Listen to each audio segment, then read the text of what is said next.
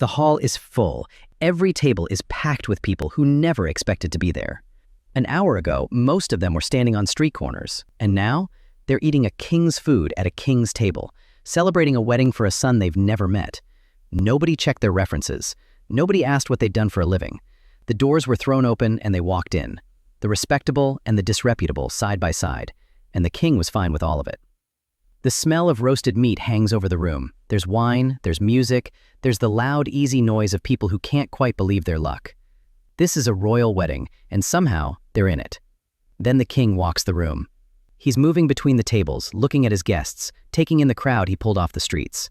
And he stops. One man. Not one of the killers from earlier in the story. Not one of the people who tore up their invitations.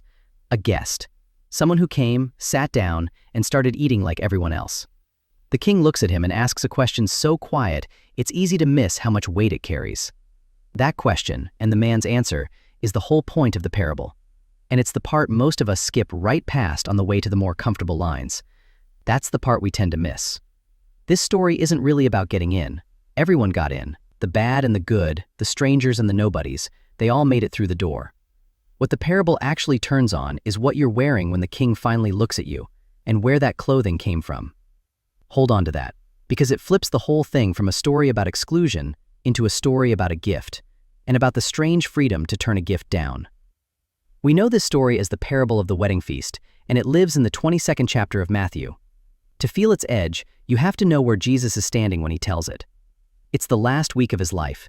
He's teaching in the temple courts in Jerusalem, in the days between his arrival on a donkey and the cross. Around him stand the religious leaders who have already made up their minds to have him killed. The tension in the air is real. This isn't a calm seaside sermon with crowds spread out on a hillside.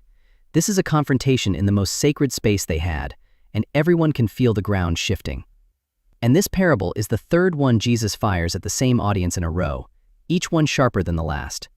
He's just told them about two sons, and about tenants who murdered the owner's servants, and finally his son to steal a vineyard.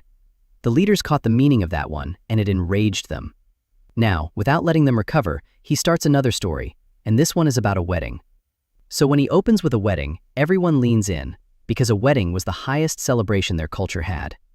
In that world, a wedding wasn't an evening, it was a marathon of joy. The families would have arranged everything long in advance, often when the couple was young. The two were pledged to each other in a binding agreement, and then came a waiting season while the groom prepared a home for them both. When everything was finally ready, the celebration began, and it could run for a full week. Food that took days to prepare, wine that kept flowing, music, dancing, the whole village folded into one long